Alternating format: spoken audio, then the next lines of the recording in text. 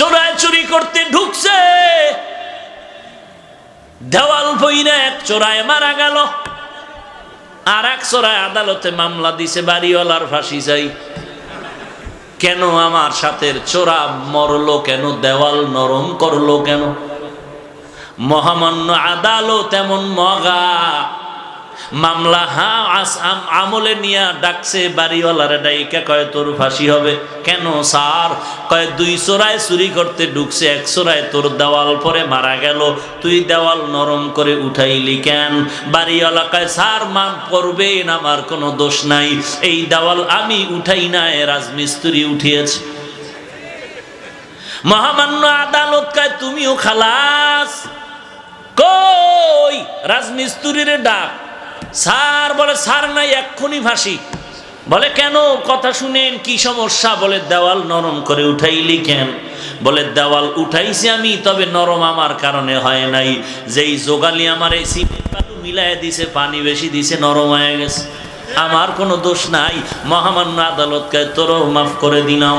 ধর যোগালি কই, এডারে নাকে নাকে রশি লাগাই হাজির করলো। মহামান্য আদালত, এই তুই পানি নরম করে বালু দিলি কেন? বলে স্যার আমার কোনো দোষ নাই, আমি বালতি দিয়া বালুর মধ্যে পানি ঢালতেছিলাম, হঠাৎ করে একটা হাতি জোরে চিৎকার দিয়া দৌড় মারছে, এই ভয়ের ঠেলায় বালতির পানি বেশি বেড়ে গেছে, হাতিওয়ালার দোষ। বল তুইও মাফ। হাতিওয়ালারে ডাক, হাতিওয়ালা তুই এই অন্যায় করলি কেন? কয় স্যার আমার হাতি এমনিই চেতে না, এমনিই গরম হয় না, এক বেডিয়ে এক মহিলা সুন্দরী রূপসী স্বর্ণের অলংকার লাগাইয়া ঝুন ঝুন করে আওয়াজ করতেছিল, হাতি দেইখা গরম হয়ে গেছে। কয় তুমিও মাফ। মহিলার ঝুনঝুনালারে ডাক, মহিলা ডাকছে, এই ম্যাডাম তোমার ফাঁসি হবে। বলেন কি ম্যাডামের ফাঁসি হবে? বলে হ্যাঁ। কেন? বলে তোমার ঝুনঝুন আওয়াজে হাতি গরম হইছে, চোরায় মারা গেছে। বলে আমার ঝুনঝুন আওয়াজ তো আমি বানাই নাই, এই দোষ সব স্বর্ণকারের। এই আওয়াজ কেন আমার দোষ?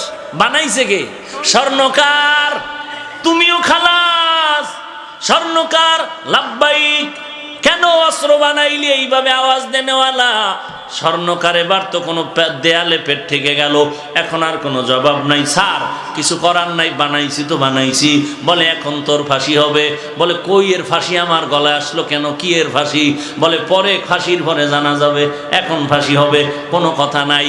কপাল বড় খারাপ, ফাঁসির মঞ্চে যখন স্বর্ণকারের নেওয়া হলো, ফাঁসির মঞ্চে যখন দাঁড়ায় গেল, ফাঁসির মঞ্চে গিয়ে দেখে মারাত্মক সমস্যা, ফাঁসির রশির সাথে গলা মিলে না, রশির ফাঁকা বড়, গলা চিকন।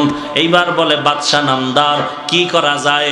কয় এর গলার সাথে রশি মিলে না, কয় এডারে বাদ দিয়া এই দেশে খুঁজা দেখ যার গলা মোটা, এডারে ঢুকা।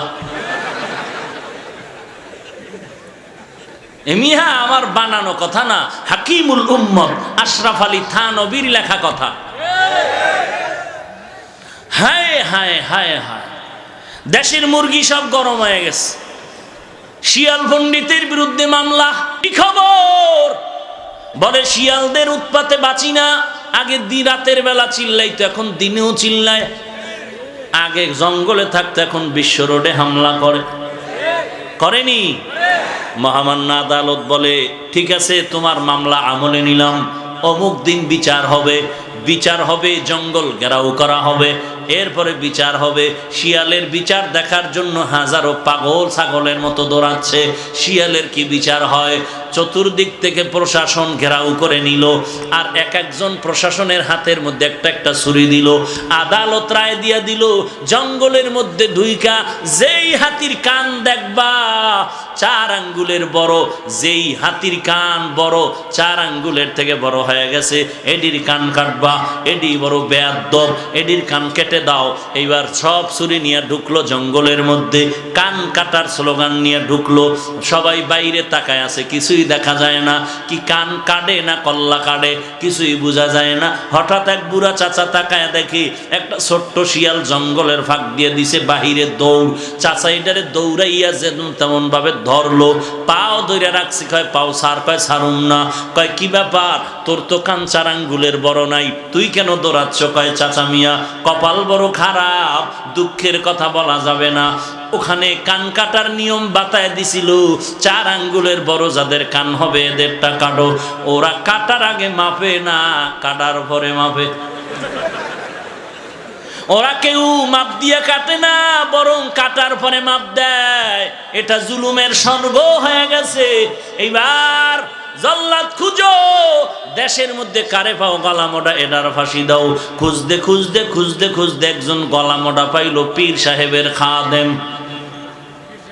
এমন এক খাদেম পাইছে যে ফাঁসির রশির সাথে গলা খাপের খাপ, বাপরে বাপ মিলে গেছে। এমন মেলা মিলল। এইবার মরার আগে বলে কোনো দাবি আসেনি? এইবার খাদেম কয় হ্যাঁ আছে। কি দাবি? বলে আমার পীরের সাথে আমি একটা বেয়াদবি করেছিলাম, ওই বেয়াদবির জন্য ক্ষমা চাইব। কি বেয়াদবি করেছ? পীর আমাকে নিষেধ করেছিল এই দেশে যেন না থাকি। কেন নিষেধ করেছিল? আমরা যখন সফরে রওনা হলাম, এই দেশে আইসা দেখলাম ঘিয়ের দাম তেলের দাম সমান। তেলের দাম? আমি বললাম হযরত আমার শরীর হয় না, এত গোশত খাই, জনমের মতো খাই, এরপরও শরীর বাড়ে না। তেলের দাম ঘিয়ের দাম যেহেতু সমান, কম দামে ঘি খাইয়া মোটা হয়ে যাব। আমার পীর বারবার বলছে এই দেশের ঘি খেয়ে মোটা হইলে বিপদে পড়বি, কেন এত দামি ঘি, কেন কম দামে পাইলে খাবো না? পীর বলছিল সাবধান, যেই দেশে তেলের দাম ঘিয়ের দাম সমান, ওই দেশে কোনো ইনসাফ নাই।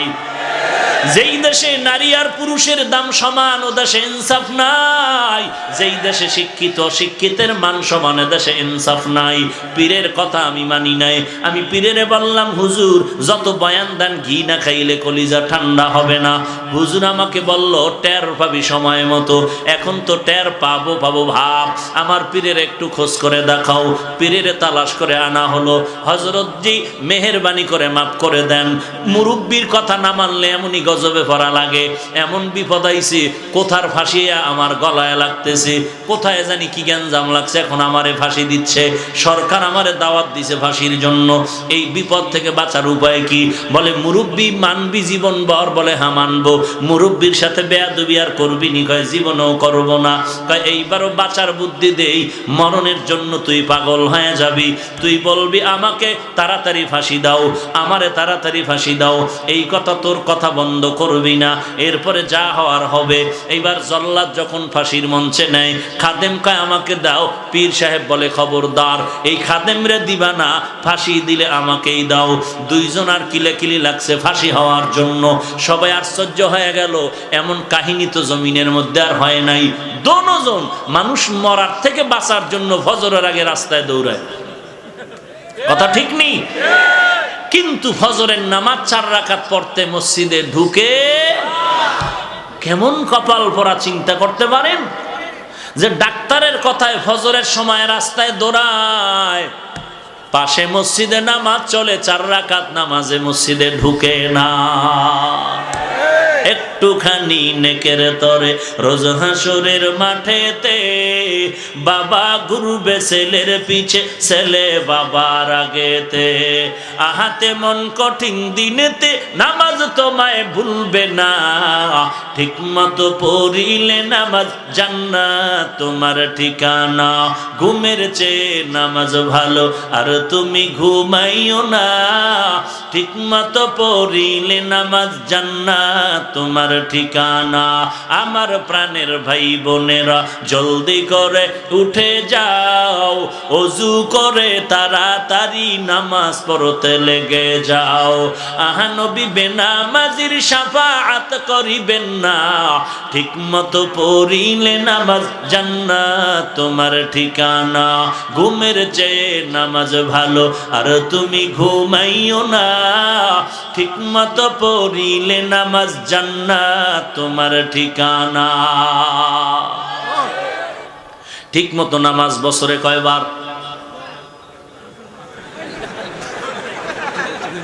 বছরে বলে 5 বার। চিন্তা করছে যে তাল ঠিক নাই। কি ঘুমাইতেছেন আপনারা? ভাইরা আমার, এক হুজুর বলে কেউ জাহান্নামে যাবেন। কয়েকজন মুরব্বী হাত উঠে আল্লাহু আকবার। আপনারা কি জাহান্নামে যাবেন? বলে আমিও যাবো না, আমার আব্বাও যাবে না। তো হাত তুললেন কেন? বলে টুপিওয়ালারা যা বলে তো ভালোই বলে জানি। নামাজ কয়বার? হ্যাঁ, দৈনন্দিন কত ওয়াক্ত? 5 ওয়াক্ত নামাজ। না পড়লে তো আর সমস্যা নাই, আছে তো পড়েন না কেন? এই আশেকে রাসূল এখানে বসে আছেন, বয়ান শুনবেন, এমনও টাটকা আশেক বসে আছে, ফজরের নামাজও পড়েন নাই, জহুর পড়ে নাই, আসর পড়ে নাই, মাগরিব পড়েন নাই, এশা পড়েন নাই। সামনে ফজর পড়বেন কিনা আল্লাহ ভালো জানেন। মদিনার নবী বলেন, এর উম্মতের দল, কাফের আর মুসলমানের মধ্যে ব্যবধান, বেঈমানের গোষ্ঠী নামাজ পড়ে না, আর যারা মুমিন নবীর আশিকেরা একবারের নামাজও ছাড়ে না। মকুন সুসতি নামাজে পাঞ্জগানা, ফাওয়াইলুল লিল মুসাল্লিন আল্লাযিনা মুমিনারা ইনামাজ এমদাদ দা, ইস্তাঈনু আয়াতে কুরআবা, আয়াতে কদ আফলাহারা ইয়াদ কুন গৌর কুন্দ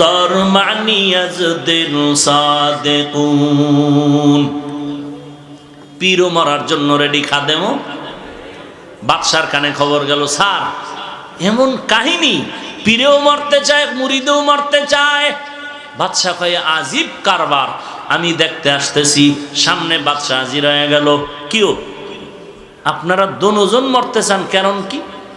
পীর সাহেব বলে, বাদশা আপনি জানেন না।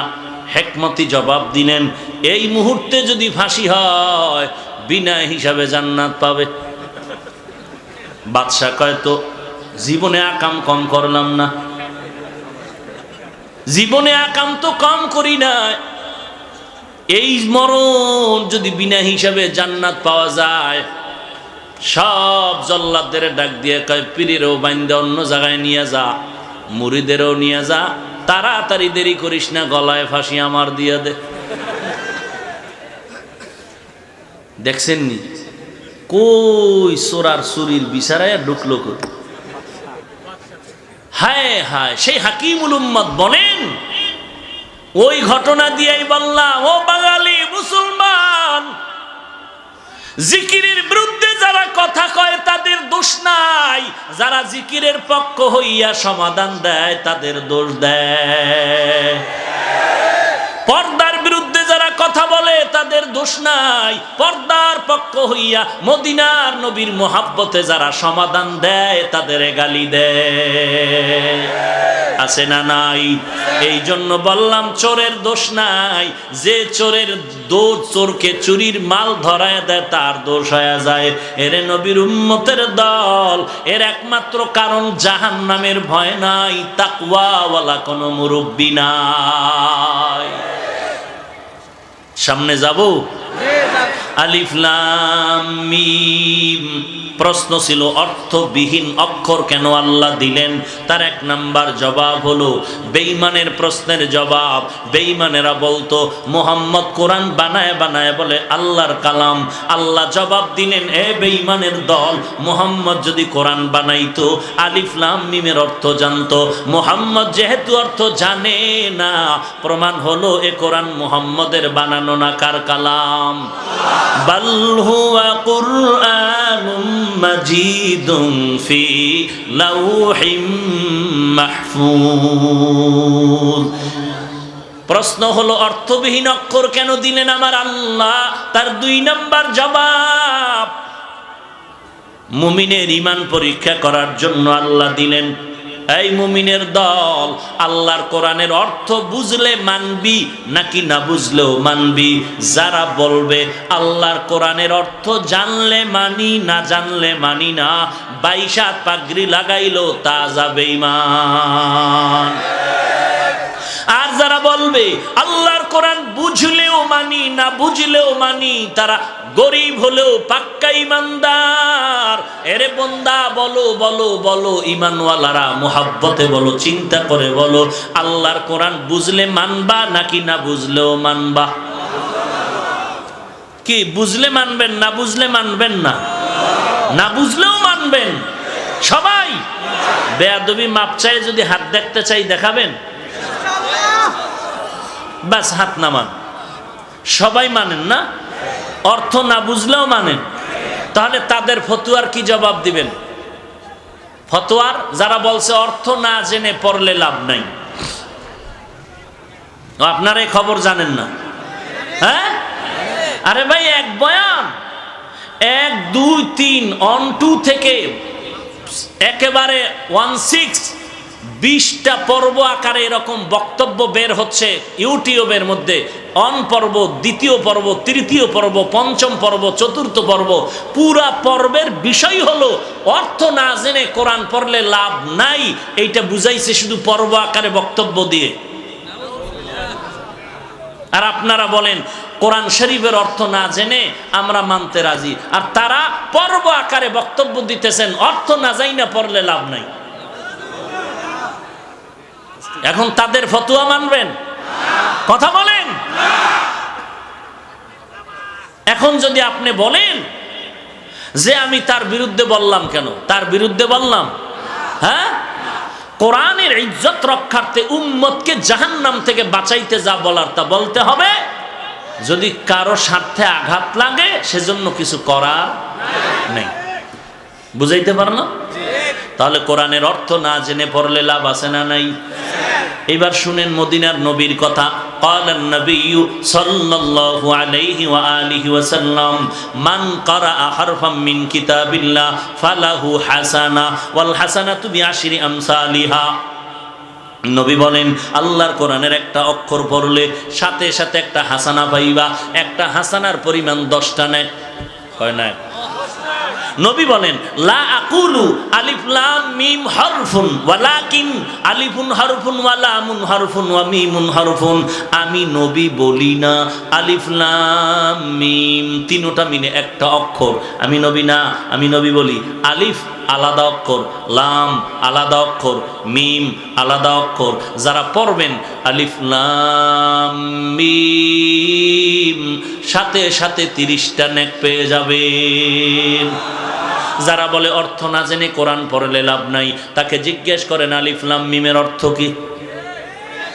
নাম্বার 2, আজকে এশার নামাজ মাগরিবের নামাজ আপনারা পড়ছেন কিনা?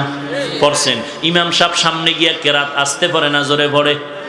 ইমাম সাহেব এমন একটা সূরা পড়ছে মুখস্থ, ওই অর্থ ইমাম সাহেব জানে না, আমরা মুক্তাদিরাও জানি না। বলে নামগো নামাজ হবে নি? কোরআন তেলাওয়াতের সওয়াব পাবনি? আসেন 3 নাম্বার, রমাজান মাসে খতমে তারাবি পড়েননি? 12 বছরে একটা হাফেজে কোরআন ইমামতির মুসাল্লায় গিয়া ওই 27শে কদর পর্যন্ত দৈনন্দিন 1.5 পাড়া 1 পাড়া পরে কোরআন মুখস্থ পড়তেছেন। হাফেজ সাহেব অর্থ জানে না, আমরা মুক্তাদিরা তো আগের থেকেই জানি না। বলে নামগো তারাবির তেলাওয়াতের সওয়াব পাবো না, গুনাহ হবে? এবার বুঝেন এই কথাগুলো বলার দরকার নাই তো। এটি বললেই তো পর্বওয়ালার চান্দি গরম হবে। আমি তো আর পর্বওয়ালার দিকে তাকায় কথা বলবো না, আমি তো উম্মতের ঈমান বাঁচানোর জন্য বলবো। কথা ঠিক কিনা বলেন? এখন যদি বলেন হুজুর অমুকের পিছে লাগলেন কেন, ওরে উনি কোরআনের পিছে লাগলো কেন, এটা না আগে জিগাইবেন। আমি হুজুরের পিছে লাগছি, উনি কোরআনের পিছে লাগলো কেন, উনি সুন্নতের পিছে লাগলো কেন?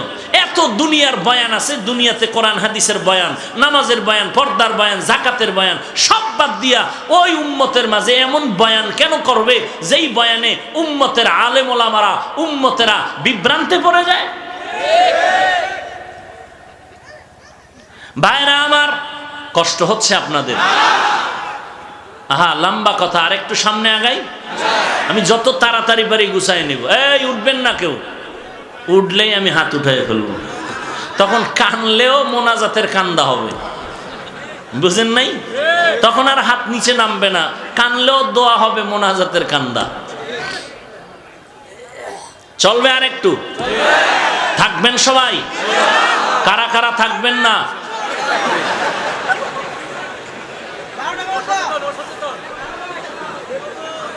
আল্লাহ সবাইকে কবুল করেন। আরো জোরে বলেন। হ্যাঁ যুবক, ঘুমাও, তোরা ঠিক হ, গোটা দেশ ঠিক। পৃথিবীতে আসছো কয়বার, যাবি কয়বার? মুনাফিকের মতো হয় মরিস না, হকের ঝান্ডা উঁচু করে মরতে হবে। কোন মুনাফিকি করবি? আমাদের কোনো অন্ধভক্ত হওয়া যাইব না। আব্বারও মানি, আমার পীরকে মানি কতক্ষণ? আল্লাহ এবং নবী মানবেন যতক্ষণ। যদি দেখি আমার পীর, আমার আব্বা আল্লাহ মানে না, নবী মানে না, তাকেও মানা যাবে মানা যাবে না কথার অর্থই না তারে গালি দিব, খবরদার। আল্লাহ, আলিফ লাম মিম অর্থ না জেনে পড়লে লাভ আছে না নাই? এই কথা সবাই একমত। আল্লাহ আমল করার তৌফিক দান করেন।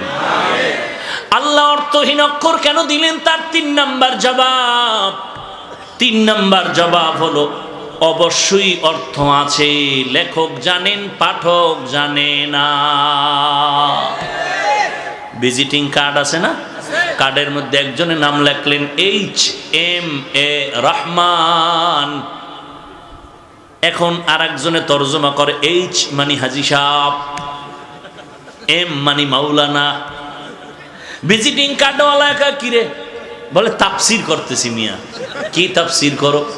বলে HMA রহমান, H এর তাফসীর করলাম হাজী সাহেব। কয় 13 বার ইস্তেগফার পড়। কারণ আমার 14 গোষ্ঠীর মধ্যে কেউ হজ করার সুযোগ পায় না। আমি যাব বলে যাই নাই, চেষ্টা আছি সুদের টাকাটা ঘুরা পাইয়া যাম। আছে না নাই? কি খুশির খবর, সুদের টাকা হজে যায় বদমাস। আছে না নাই? সুদ খাইয়া কি খুশি, কয় জানো এই বিল্ডিং আমার সুদের টাকায়। ও ভাইজান, তুমি সুদ খাইয়া কি পরিমাণ নিচে নেমেছ? তোমার আপন মায়ের সাথে তুমি জিনায় গুনারে লিপ্ত আছো। নিজের আপন মায়ের সাথে জিনার গুনাহে লিপ্ত তুমি। একটা নেক আমল আল্লাহর কাছে গ্রহণ হবে না। ভাইরা আমার, এরপরে বলে তুই এম দ্বারা কি বুঝাইলি? বলে মাওলানা, কয় জীবনে তো মাদ্রাসার বারান্দায় পাড়া দেই নাই, দয়নুস পর। বলে তাহলে তুমি HM দিয়া কি বুঝাইলা? বলে H দ্বারা আমার বংশ হাওলাদার, M দ্বারা মুহাম্মদ, A মানে আব্দুন, রহমান তো স্পষ্ট। তাহলে HMA অক্ষরগুলো দিলেন, অর্থ লেখক জানে, কে জানে না?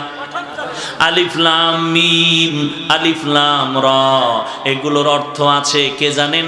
আমার আল্লাহ, কোন মাখলুকত জানে না। টোটাল বয়ানের কি রেজাল্ট পাইলাম? আল্লাহ কোরআনে অর্থবিহীন অক্ষর দেন নাই, আল্লাহ পাক অর্থ সহ অক্ষর দিয়েছেন। তবে আল্লাহই তার অর্থ জানেন। আল্লাহু আ'লামু বিমুরাদিহি, আল্লাহ তার অর্থ জানেন, আর কেউ জানে না। 4 নাম্বার জবাব দিবনি, অর্থ নবীও জানে, অর্থ নবীও জানে, তবে উম্মতের জানায় নাই কেন? বলে এটা বন্ধুর সাথে বন্ধুর কথা বলার পাসওয়ার্ড, গোপন নাম্বার। এই পাসওয়ার্ড আসেনি রে যুবক? হ্যাঁ, কি সুন্দর লেখো না, H+S। বাথরুমে কি বিশাল একটা কাগজ পাইছে বাথরুম, আর লেখার কাগজ নাই, বাথরুমে গিয়ে লেখে H+S। হায় হায় হায়, এরে সন্তান, লেখার জন্য কলম বানাইছে, বাথরুমে লেখার জন্য না।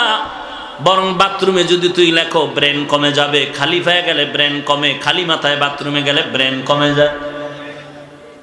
পড়ালেখা মনে থাকে না, থাকবে কেমনে? আকাম তো কম করো না।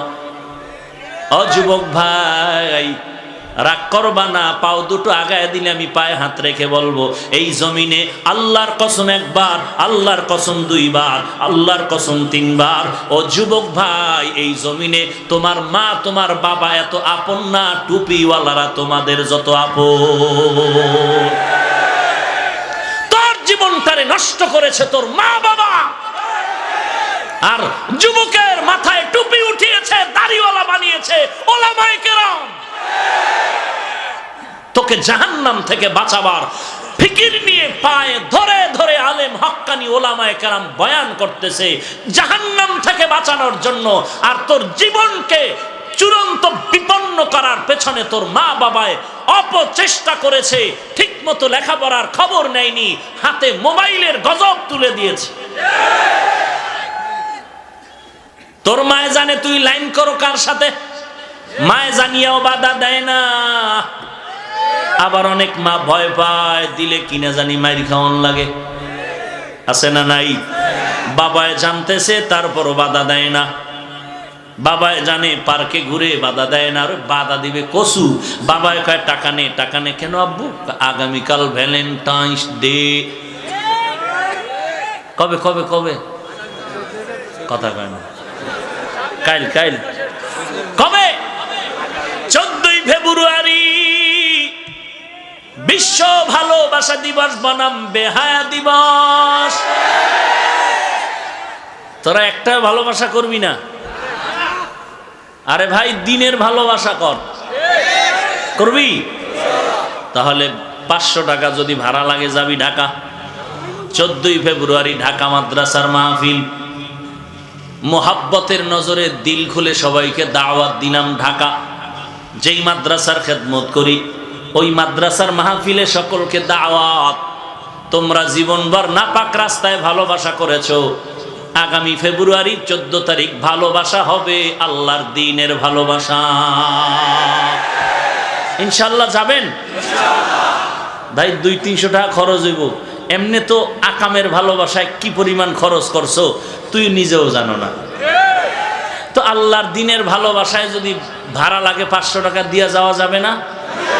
কি যাবে? ইনশাআল্লাহ।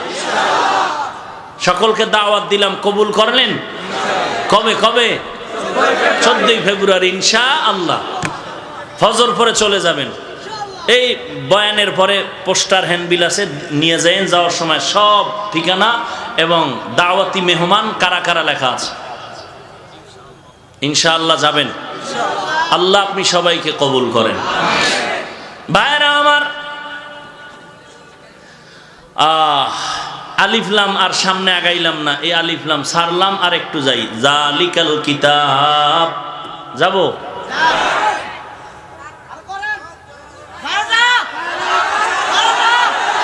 জালিকাল কিতাব ভালো করে বুঝেন।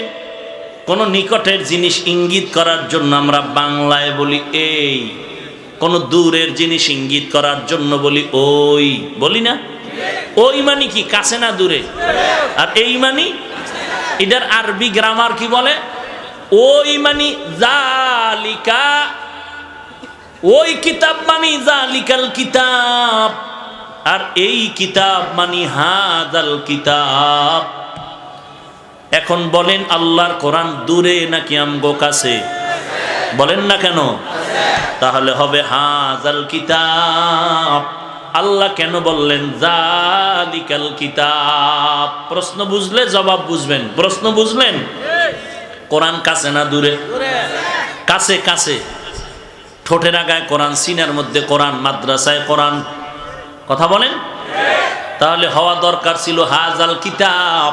কেন বললেন জালিকাল কিতাব? আমি শুধু এই কথাটার সমাধান দিয়ে মোনাজাতের দিকে যাওয়ার চেষ্টা করব ইনশাআল্লাহ। জালিকাল কিতাব কেন বললেন? প্রশ্ন। এর 1 নাম্বার জবাব, জালিকাল কিতাব আয় হাযাল কিতাব। জালিকা দ্বারা হাযাই উদ্দেশ্য। কেন আল্লাহ বললেন? বলে এটা কোরআনের সাজানো একটি অলংকার। কারণ কোরআনের মতো এত সুন্দর কিতাব, ফাসাহাত, বালাগাত, অলংকার যুক্ত কিতাব আর জমিনে একটাও নাই। জালিকা দিয়ে আল্লাহ বুঝাইলেন হাযাল কিতাব, এই কিতাব। এগেল এক জবাব। জবাব নাম্বার 2, জালিকাল কিতাব মানে ওই কিতাব। আসলে কিতাব দূরে মানে কি?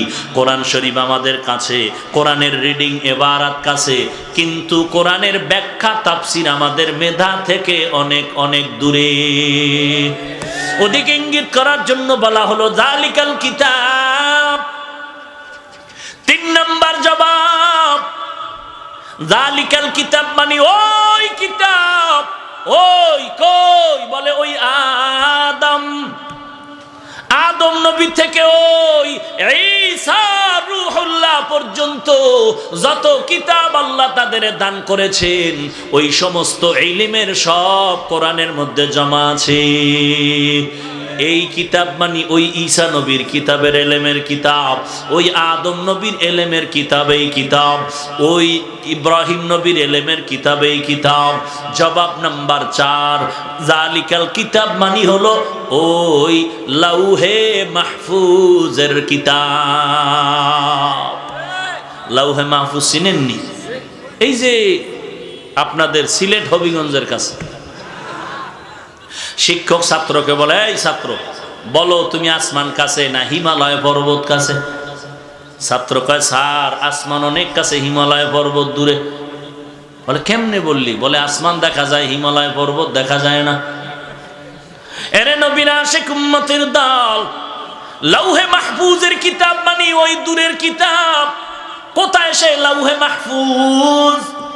আমরা যেই জমিনটার মধ্যে বিচরণ করি, দর্শন বলে এর নাম পৃথিবী। উপরে তাকাইলে দেখি খালি খালি খালি, বিজ্ঞান আর দর্শন বলে মহাশূন্য।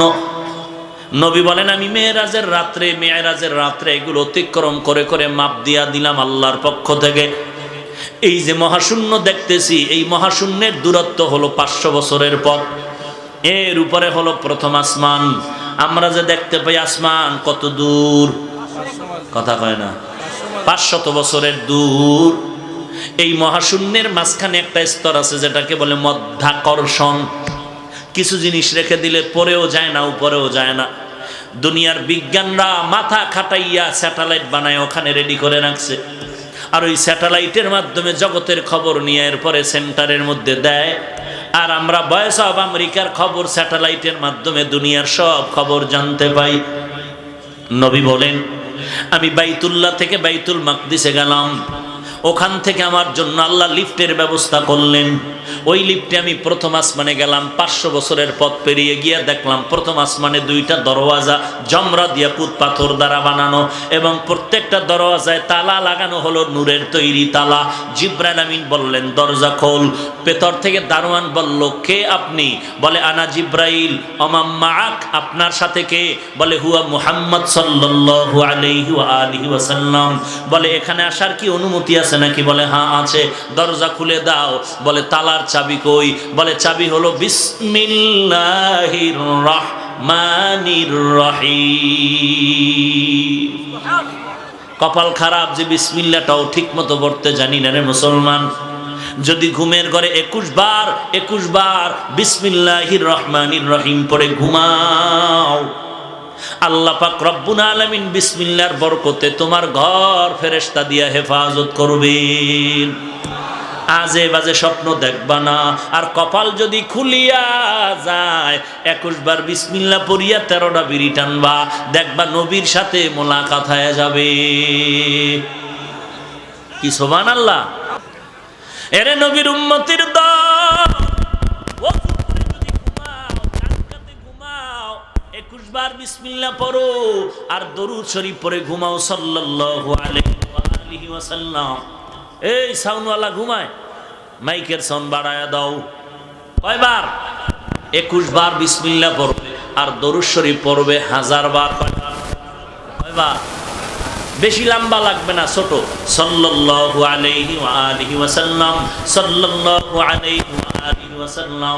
ওর মরণ হবে না জান্নাতের খাতায় নামটা না লেখা পর্যন্ত। মরণকালে, ঘুমের কালে তুই হিন্দি গানের তার লাগায় ঘুমাইতেছ। আজরাইল যদি আয় কি ভিডাটা খাবি? অযুবক ভাই, যদি একটু ভয় থাকতো, ঘুমের ঘরেও তো মানুষ মরে যায়। আমি যদি মরে যাই আর কানের মধ্যে হিন্দি গানের তার লাগানো থাকে, কি উপায় হবে আমার? গান লাগাইস না রে বাবা, অজু করিয়া ঘুমা, ডান কাতে ঘুমা, দরুদ শরীফ পড়ে ঘুমা, 21 বার বিসমিল্লাহ পড়ে ঘুমা। ইনশাআল্লাহ রাহমাতুল লিল আলামিনের সাথে ঘুমের ঘরে মোলাকাত হয়ে যাবে। চাই না আমরা সবাই? আল্লাহ কবুল করেন। আর নবী বলেন আমি প্রথম আসমানের তালা খোলা হলো, ঢুকলাম। ঢুকে দেখলাম প্রথম আসমানটাও 500 বছরের মোটা। কয় বছরের মোটা? নবী বলেন এর উপরে আবার চললাম, তৃতীয় আসমানের দিকে যাচ্ছি, উপরে গিয়ে দেখলাম আর একটা মহাশূন্য, 500 বছরের মতো দূরত্ব। এই মহাশূন্য পেরিয়ে গেলাম দ্বিতীয় আসমানে, ওখানেও 2 দরওয়াজা। নবী বলেন 2টা দরওয়াজা কেন? এক দরজা দিয়া মুমিনের রিজিক আসে, আর এক দরওয়াজা দিয়া মুমিনের আমল আরশে আজিমে চলে যায়। নবী বলেন ওই 2 দরওয়াজা দিয়া ঢুকলাম, দ্বিতীয় আসমানটাও দেখলাম 500 বছরের মোটা, ওখানে অনেক কুদরত ঘুরে দেখলাম। এরপরে আমি উপরে গেলাম আবার মহাশূন্য। নবী বলেন উম্মতের দল ওই দ্বিতীয় আসমান পেরিয়ে যখন আবার উপরের দিকে যাইতেছি, 500 বছরের দূরত্ব এই পেরিয়ে গেলাম আবার 3 নাম্বার আসমানে। 3 নাম্বার আসমানে যাইয়া আবার দেখলাম 2টা দরওয়াজা লাগানো। 2 দরওয়াজা খোলার পর আবার দেখলাম এটাও 500 বছরের মোটা। 3 নাম্বার আসমানটা ঘুরিয়া এবার আবার 4র্থ আসমানের দিকে যখন রওনা হলাম, 500 বছরের শূন্য পথ পেরিয়ে চললাম। 4র্থ আসমানে গিয়ে দেখলাম ওখানেও 2টা দরওয়াজা আছে, এবং ওই দরজা দিয়া খুলিয়া ঢুকার পর তাকায় দেখতেছি আল্লাহ তাআলার আশ্চর্য কুদরতের বিবরণ। এই গোটা দুনিয়ার মানুষের যেই সূর্য আলো দেয়, ওই দুনিয়ার সূর্যটা 4র্থ আসমানে লাগানো আছে। কোথায়? 4র্থ আসমানে সূর্য। উপরে 3টা, নিচেও 3টা আসমান। 3টা আসমান ভেদ করে জমিনের মধ্যে গোটা জগতের মানুষের আলো দেয়। 3টা আসমান ভেদ করে কেমন আলো দেয়? নবী বলেন সব আসমানগুলো স্বচ্ছ গ্লাস দ্বারা তৈরি করা। গ্লাসের উপরে লাইট মারলে তো আলো ভেদ করবে। নবী বলেন ওই সূর্য কোন আসমানে? একটু যদি নিচে নামায় দিতেন, সূর্যের গরমে গোটা জগৎটা পুড়িয়া ছাই হয়ে যেত, বসবাসের উপযুক্ত আর হতো না। আল্লাহ যদি সূর্য টান দিয়ে একটু উপরে নিতেন, সূর্যের আলোর ব্যতিরেকে আলো না পাওয়ার কারণে গোটা জগৎ বরফ হয়ে যেত। আপনারা দেখবেন দুনিয়াতে এমন এলাকা আছে যেই জায়গায় সূর্যের আলো বেশি, ওই জায়গায় 12 মাস গরম আর গরম আর গরম। আর যেই সমস্ত এলাকায় দেখবেন সূর্যের আলো কম, ওই সমস্ত এলাকায় 12 মাস ঠান্ডা, নদীর পানি পর্যন্ত বরফ হয়ে যায়। আল্লাহর নবী বলেন এই সূর্যটা 4র্থ আসমানের মধ্যে টানানো। এই সূর্য শুধু আলো দেয় তা না, এই সূর্য বান্দার কত খেদমত করে জানো? দুনিয়াতে যত ফলের রং দেখতেছো, যত ফসলের মধ্যে কালার হয়, সব ফল আর ফসলের কালার দেয় সূর্য, আর সব ফল ফসলের স্বাদ বাড়ায় চাঁদের আলো। সূর্যের আলো দেয় রং, স্বাদ বাড়ায় চাঁদের আলো। বিজ্ঞানীরা বলে এই সূর্য পৃথিবী নামক গ্রহ থেকে 13 লক্ষ গুণ বড়। ওই 4র্থ আসমানের সূর্য কত দূর? বলে 9,30,00,000 মাইল উপরে সূর্য। যদিও বিজ্ঞানীদের থিওরি আর হিসাবের মধ্যে মারাত্মক ভুল আর ভুল, কারণ ওরা কিয়ামতের আগ পর্যন্ত সূর্যের কাছে যেতে পারবে না। তবু একটা আন্দাজে জ্যামিতিক ম্যাপ নিয়ে নিল, বলল যে পৃথিবী যত বড় তার থেকে 13 লক্ষ গুণ বড় সূর্য। কিন্তু পৃথিবীটা কত বড় বিজ্ঞান আজ পর্যন্ত আবিষ্কার করতে ব্যর্থ, কারণ এই পৃথিবীর উত্তর মেরুতে যাওয়ার পরে সূরা কাহাফের মধ্যে যুলকারনাইন বাদশার ঘটনা আছে। এমন 2টা পাহাড়ের পাদদেশে ওখানে একটা দেওয়াল, লোহার প্রাচীর নির্মাণ করে দিলেন। ওই লোহার প্রাচীরের ওই পাশে একদল মানুষ, একদল জাতি আছে যাদেরকে ইয়াজুজ মাজুজ বলা হয়। ওরা প্রতিদিন সকাল থেকে সন্ধ্যা পর্যন্ত দেওয়ালটা জিহ্বা দিয়া চাটে। সন্ধ্যা যখন হয় পাতলা হয়ে যায়, বলে আগামীকাল এসে শেষ করে এদিকে ঢুকবো। ওরা পরের দিন এসে দেখে দেওয়াল আবার মোটা হয়ে গেছে। যেদিন এদিকে আসার সময় হবে সেদিন আল্লাহর কুদরত প্রকাশ হয়ে যাবে। সন্ধ্যাবেলা বিদায় নেওয়ার সময় বলবে ইনশাআল্লাহ আগামীকাল আইসা দেওয়ালটা চেটে শেষ করব। পরের দিন আইসা দেখবে দেওয়াল আর মোটা হয় নাই, ওই বাকি দেওয়ালটারে শেষ করে এদিকে আসবে। ওই ইয়াজুজ মাজুজের দলেরা কেউ 60 হাত লম্বা, কেউ 40 হাত লম্বা, কেউ 30 হাত লম্বা, কেউ 20 হাত লম্বা। এদের খানা হলো মানুষ খাবে, ধরে ধরে মানুষ খাবে। আজ পর্যন্ত কোন কোনো বিজ্ঞানীরা পারলো না বের করতে, ওরা কোথায় থাকে, কেমনে খায়, কেমনে ঘুমায়। ওই রকেট চালাইছে ওদিকে যায় না, প্লেন চালাইলো ওদিকে যায় না, স্যাটেলাইট চালাইলো ওদিকে যায় না, আল্লাহর কুদরতের পর্দার মধ্যে আবৃত করা আছে। এরে নবীর উম্মতের দল, তাহলে জমিনটা কিন্তু ওই পর্যন্ত শেষ না, ইয়াজুজ মাজুজের অংশটাও পৃথিবীর অন্তর্ভুক্ত। কত বছর আগে পত্রিকার মধ্যে খবর আসলো, রাশিয়ার জমিনে একটা আগুনের কুণ্ডলী নামলো জমিনের মধ্যে। খবর পাইয়া প্রশাসনের লোকেরা অস্ত্র নিয়ে আগুনের কুণ্ডলীকে ধরার জন্য আগায় গেল। দেখলো আগুনের মধ্য দিয়ে কিছু মানুষ বের হইয়া রাস্তায় হাঁটতেছে, ধরার জন্য আগাচ্ছে। যত আগায় আগুন তত পেছনে যায়। যখন দ্রুত গতিতে আগাইল, ওই লোকগুলো আগুনের মধ্যে ঢুকিয়া গেল।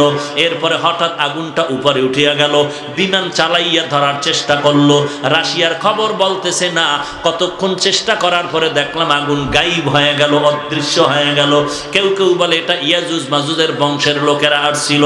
এরে নবীর উম্মতের দল, আমার নবী বলেন ওই সূর্যটা এই পৃথিবীর থেকে 13 লক্ষ গুণ বড়, বিজ্ঞানের কথা। নবী বলেন আরো কত বড় হবে আল্লাহ ভালো জানেন। এখন একটা মুখ জমিনের দিকে দেওয়া আছে, 12টা মুখ। কিয়ামতের ময়দানে আল্লাহ পাক অর্ডার করবে, সূর্য মাথার উপরে নেমে যাও, 12টা মুখ জমিনের দিকে দিয়া যত তাপ আছে ছেড়ে দাও।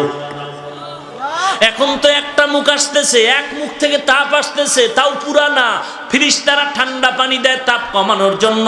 আবার সূর্যের অনেক নিচে একটা পাতলা গ্যাসের আবরণ আছে, ওই কোটি কোটি ছিদ্রওয়ালা গ্যাসের আবরণটা ওই সূর্যের তাপটাকে কন্ট্রোল করে ধরে রাখে। এরপরে বাকি তাপ জমিনে আসে। এই তাপটাও বড় অসহ্যকর, আল্লাহ পাকের বান্দারা সহ্য করতে পারবে না। এই জন্য মাথার চামড়া বড় পাতলা, আল্লাহ চুল দিয়া কাভারের ব্যবস্থা করে দিলেন। জঙ্গলের পশুর কোনো পোশাক নাই, আল্লাহ পশম দিয়া পোশাকের ব্যবস্থা করে দিলেন। আর কিয়ামতের ময়দান এমন ভয়ঙ্কর হবে রে ভাই, এই সূর্যটা মাথার উপরে নেমে আসবে। আল্লাহ বলবেন 12টা মুখ জমিনের দিকে দিয়া দাও, যত তাপ আছে জমিনের মধ্যে ছেড়ে দাও।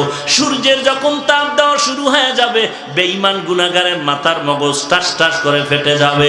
এমন চিল্লানোর আওয়াজ, কান্নাও বন্ধ হয়ে যাবে, রক্ত পড়া শুরু হয়ে যাবে। ওদিন কান্না করে আর নাজাত পাওয়ার উপায় থাকবে না। হ্যাঁ, একদল নাজাত পাবে যারা নেক আমল করলো, সুন্নত মানলো।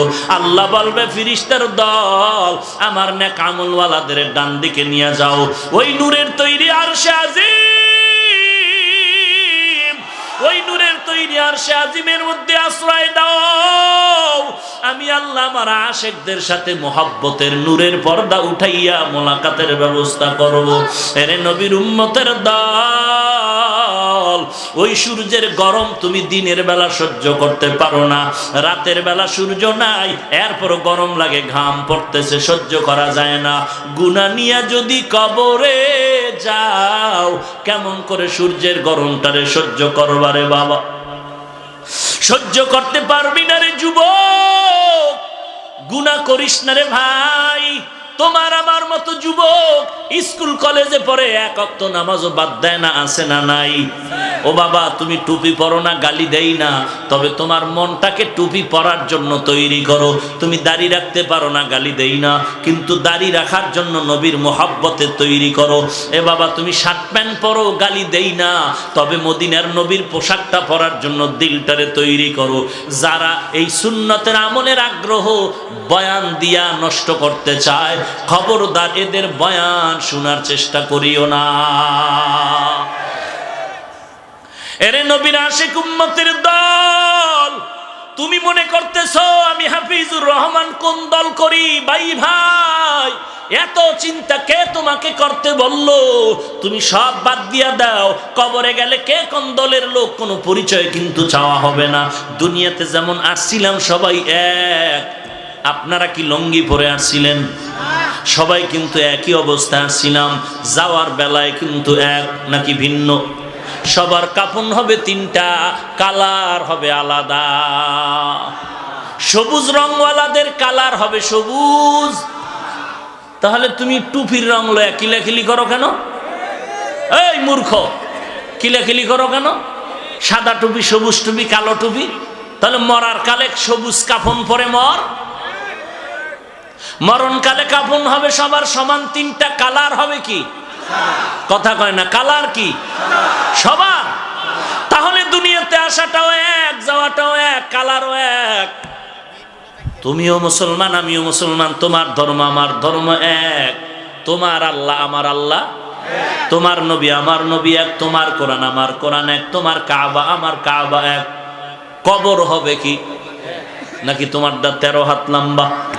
না, প্রশ্ন হবে এক। তোমাকেও 3টা প্রশ্ন, আমাকেও 3টা প্রশ্ন করা হবে। তুমি কোন দলের নেতা, কোন দল করেছো, কোন পীর সাহেবের কাছে গেছো, প্রশ্ন করা হবে। সবার জন্য 3টা প্রশ্ন। 1 নম্বরে রবের পরিচয় দাও, 2 নম্বরে ধর্মের পরিচয় দাও, 3 নম্বরে রহমাতুল লিল আলামিনের পরিচয় দাও। দুনিয়াতে যারা রবের সাথে জিন্দেগি চালাইলো তারা বলবে রব্বি আল্লাহ, আমার রব হলো আল্লাহ। যারা দুনিয়াতে ইসলাম অনুযায়ী চলছে তারা জবাব দিবে দীনি আল ইসলাম, আমার ধর্ম কি ইসলাম। যারা নবীর সুন্নাত মানিয়ে চলছে তারা আমার নবীকে দেখা মাত্র বলবে হুয়া মুহাম্মদ সাল্লাল্লাহু আলাইহি ওয়া আলিহি ওয়াসাল্লাম। আর যারা দুনিয়াতে রবের সাথে সম্পর্ক নাই, যাদের সাথে ইসলামের কোনো দেখা নাই, যাদের বডির মধ্যে সুন্নতের আমল নাই, তারা 3টা প্রশ্নের জবাবে বলবে হা হা লা আদরি, হা হা লা আদরি। আফসোস, বড় আফসোস, আমি কিছুই জানি না, কিছুই জানি না, বড় কপাল খারাপ।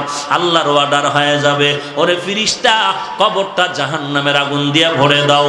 1টা নয়, 2টা নয়, 70 থেকে 99টা সাপ কবরের 2 পাশের মাটির চাপ। এরে নবীর উম্মতের দল, একটা বেতের বাড়ি কেউ হাতে দিলে ব্যথা পাই, সহ্য করতে পারি না। আর ওই কবরে গুনাহ নিয়ে গেলে মাটির চাপ কেমনে করে সহ্য করবা? ও মাধবপুরের মুসলমান, আল্লাহর কোরআনকে মিথ্যা মনে করিও না, নবীর কথাগুলোকে মিথ্যা মনে করিও না।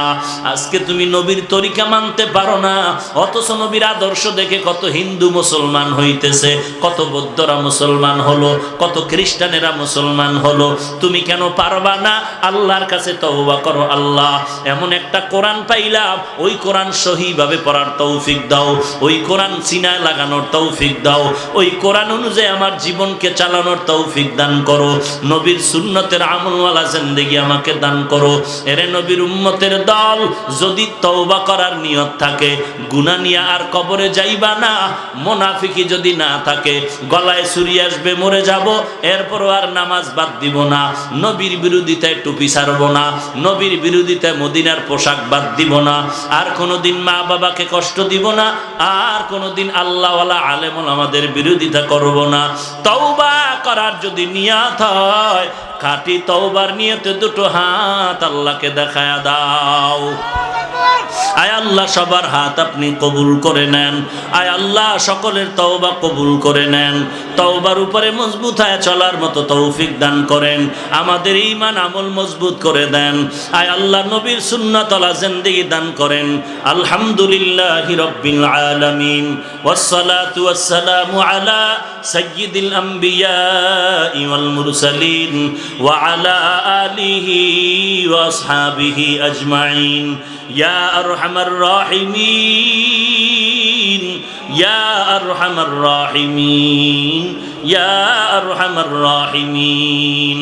রব্বিরহামহুমা কামা রব্বায়ানি সগীরা, রব্বিরহামহুমা কামা রব্বায়ানি সগীরা।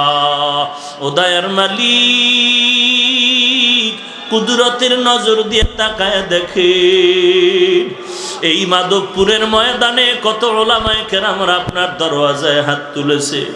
আয় আল্লাহ, কত সাদা দাড়িওয়ালা হাজী সাহেব, কত মুরব্বীরা আপনার দরজায় হাজির হয়েছেন। আয় আল্লাহ, কত ব্যবসায়ী, কত চাকরিজীবী, কত শ্রমিক, কত ছাত্র ভাই, কত যুবকেরা হাত তুলেছেন। আয় আল্লাহ, কত ছাত্ররা, মা বোনেরা পর্দার আড়ালে হাত তুলেছে।